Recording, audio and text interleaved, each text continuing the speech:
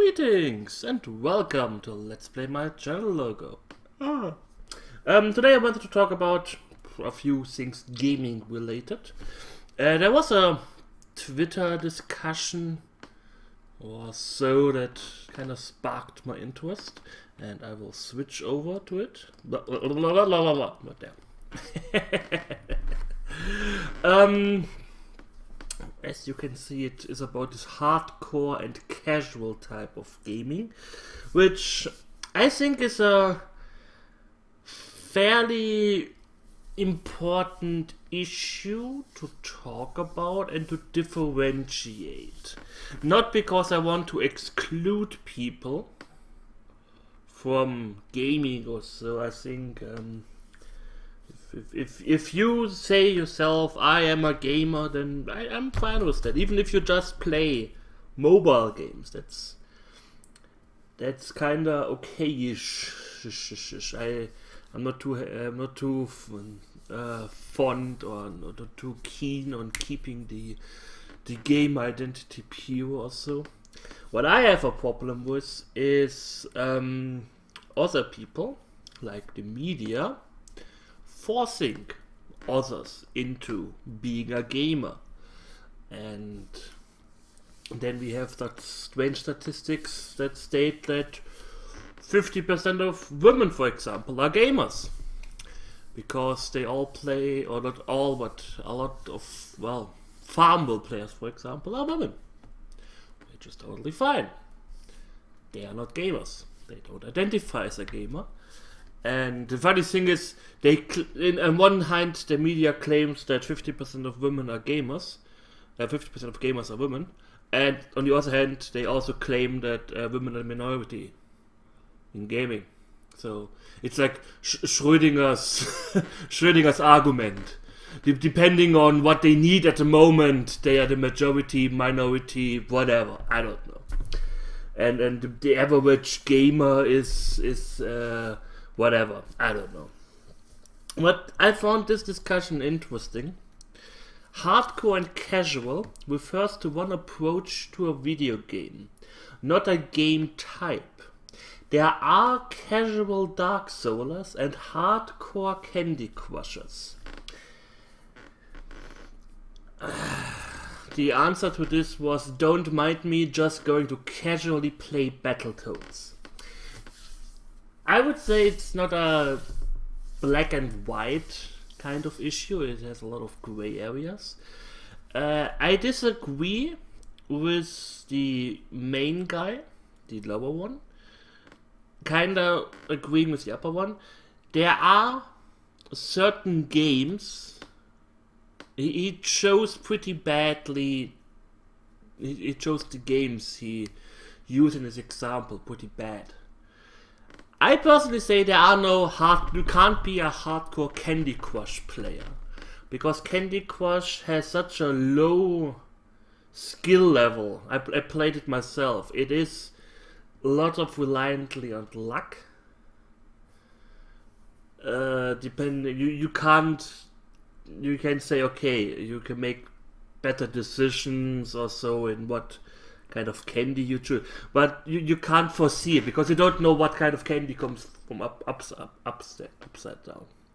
That's the main problem. I mean, you can't say, okay, if I always take the biggest combination, I will always win, because a smaller combination may have opened up the way, from bigger combination. I don't know. Just pointing this out. I don't think you can be a hardcore Candy Crusher. You can't play the game for a very long time unless you spend lots of money on it. I don't know who would want that, but okay. The skill level is quite low. There is not much to learn. There is not much to World of Warcraft is a perfect example. You can play World of Warcraft casually. That doesn't necessarily mean a short amount of time. Kinda like he says. I have to agree with him on that approach. I played World of Warcraft when it came out hardcore. I played it a lot, but I also wanted to win. I joined a waiting guild. I wanted to down bosses. I wanted to wait. I wanted to come as far as possible in the game. And that's what a hardcore player is, in my opinion. If you are, and I don't have this tweet, but I talked with the other person, with the anime avatar, a little bit, and he, she, it, whatever, says, I can play Dark Souls casually because I played it hardcore. You can play in a hardcore guild, you can play in waiting World of Warcraft with not so much time investment if you are set.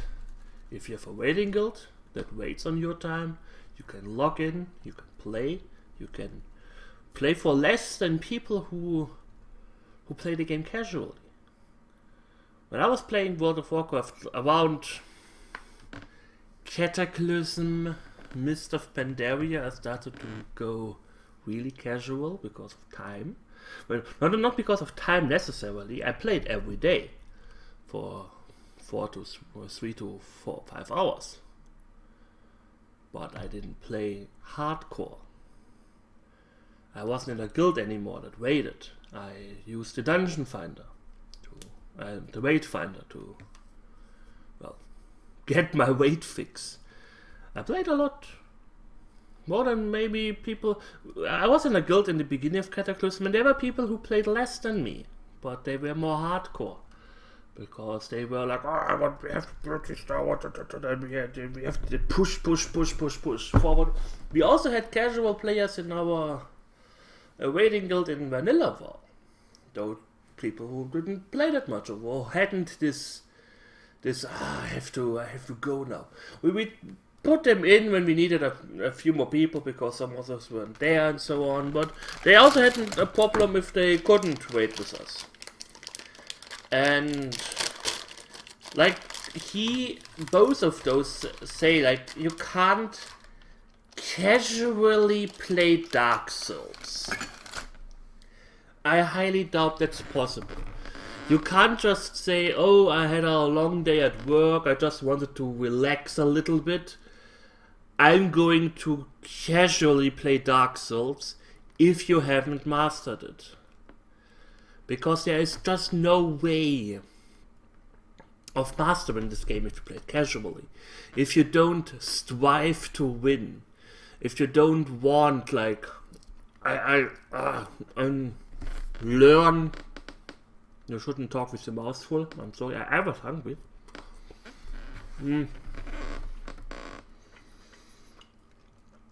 You have to learn the game in and out in order to play it casually. In my opinion. This is also not a topic where I'm like, this is my opinion, this is correct, this is the only, like I said, it's a huge gray area. Somebody may have a totally different opinion on that, but like this guy. But I give my reason why I don't think you can play Dark Souls casually. The same reason you can't play Battletoads casually. If you play Battletoads casually, you will only get like to the 3rd level or so. You will never ever beat this game. And nobody is going to play casually something when he can never ever reach a certain, or always see the same stuff, especially with Battletoads.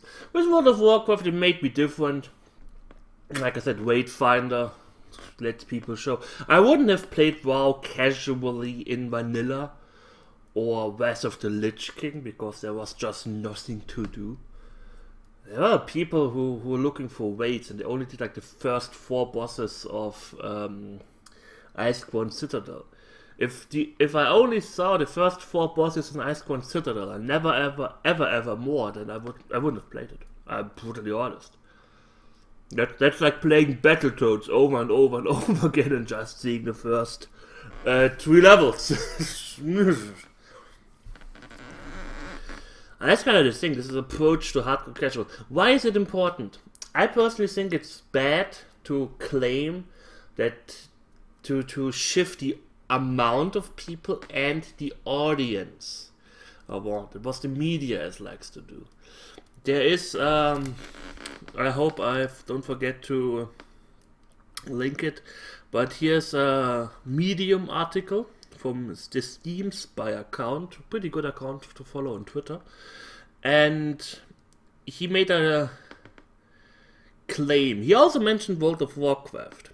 It was mostly about audiences and how many people play whatever, and the media, for example, claimed that World of Warcraft opened the market for MMOs. No. World of Warcraft opened the market for World of Warcraft. It took some people from EverQuest, it took some people from Energy Online, but no MMO after World of Warcraft was successful, or as successful as World of Warcraft, or so successful that it actually mattered, unless something like Guild Wars that just is free to play. And why is that? Well, it's the same with this whole MOBA stuff. League of Legends came out, or I don't know, Dota. Dota was first. Yeah, of course, the original Dota, then League of Legends, I think Dota 2, I don't know. I'm not too much into MOBA games. But you have two competitors in the MOBA market. Two main competitors who have the majority of MOBA players. They are always coming out, new MOBAs are coming out. Trying a little bit differently, they're trying to be... They are not really successful. Not as the original. Why is that? Oh, but there are so many MOBA players. Yes, but they have their game. They have the game they are playing. Nobody is stopping to play League of Legends and suddenly starts Heroes of Neos, or whatever it's called. Nobody is playing Dota and League of Legends at the same time. Well, of course there are some people, but the majority isn't playing both games. They aren't saying, oh, today I feel like playing a little bit of Dota too. And tomorrow I play a little bit of League of Legends. They usually stay to their own game. It's the same as MMOs. I highly doubt that there are many people who actually play multiple MMOs that you have to pay for on a regular basis. Even if you have the money. I mean, I tried out. Every time I tried out a new MMO, I first cancelled my World of Warcraft subscription. Because I just there was no time to play two at the same time. That's the main thing. And he also says that there are studies that claim that there are 700 to 800 million PC gamers. And he has some statistics and blah blah blah. And there are 135 million active users on Steam. But only 1% of these users actually owns a lot of games. They are the core gamers. The softcore gamers are like 88%. And in order to be a softcore gamer, you only need four games. I was up to 4. To be included in this, you have to own 4 or more games on Steam. And in order to be one of the 1%, the one that buys a lot of games, you need to have more than 107 games. And considering the amount of Steam sales there are and stuff like that, 107 games may not be that much. I mean, if you go to Humble Bundle, if you buy a lot of games on Humble Bundle, you get like 10 games or 8 games, I don't know how much, for pretty cheap, and so on and so forth. So, only 1% of Steam users are actually hardcore gamers to play different games. And these are your core audience. These are the audience you have to aim for. And it's important to know that. It's important to know that if you make a game You don't have this huge amount of audience, this 135 million people on Steam.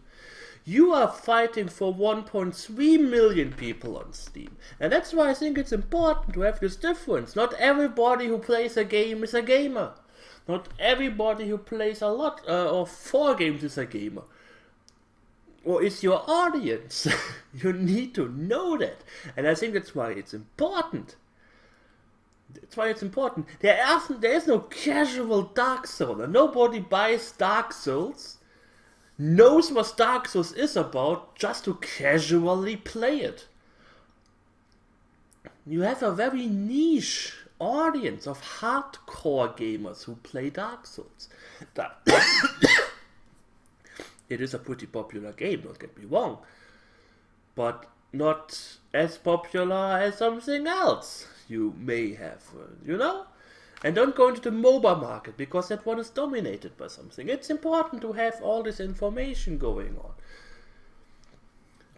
An ex-co-worker of mine wants to bring out a game about some traffic simulation game. I highly doubt he will be successful with that. Because there aren't just any people who want to play a traffic simulation game, especially since stuff like City Skylines is out, which kinda is a traffic simulation game with a city builder attached to it. Or all the way around. And I think it's quite important to have this distinction, to know that. That's the same, like in the Battletoads era. There weren't that many casual gamers back there. And I think it's really wrong from the media to make these false claims. Especially with this, 50% of gamers are women. So you have to cater to them more. It's always common, like also from Anita Sarkeesian, however they are called. I have no problem when games cater to women. There is a huge niche of hidden object games you can try to get into if you want to cater to women.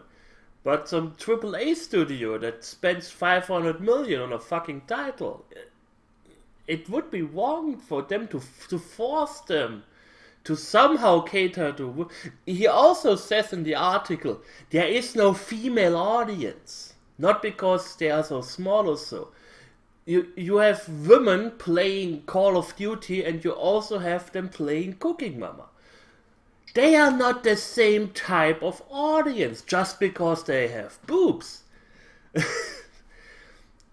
It's the same with guys. You don't have a male audience. You have the ex-pro people who play Battlefield, and then you have some people like me who prefer strategy and RPGs. And I think that's important. I don't know. What's your opinion on that? Like I said, I have no problem with... If somebody calls themselves a gamer, more power to them. There is no... First of all, it's... it doesn't really matter. It only matters when you try to be some kind of authority. I have no problem if somebody who never played or who doesn't play a lot of or haven't played a lot of games in the past starts streaming, for example, and they have like their favorite game and they want to try it out and stream. If they call themselves a gamer, more power to them. If someone like Sarkeesian says, I'm a gamer and you have to listen to me, no. No, you're not. I'm sorry. There's absolutely no fucking proof that you are. Yeah, I think it's important to who to listen to, who to ignore, and what your audience may be if you are an indie developer. And I had another point to make. I think I forgot it. Wasn't it important then? So yeah. Oh yes, and like I said, this whole I'm a game. My best friend, for example, plays 5 billion Facebook games. He is fucking addicted to Facebook games. She doesn't call herself a gamer. because she has no idea about other games, like non-Facebook related games. But the media claims that she is a gamer and she may be your audience.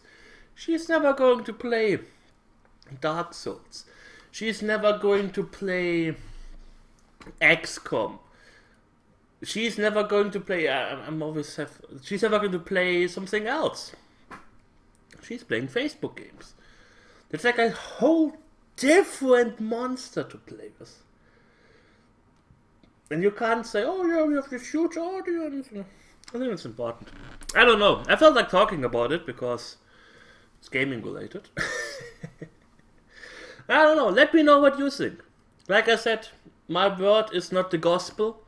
I am not gaming Jesus. I'm just the Lord Ketadine of Ketalot. But yeah. I thank you for watching. I hope you enjoyed it. And we will see each other soon. So take care and hit the like button.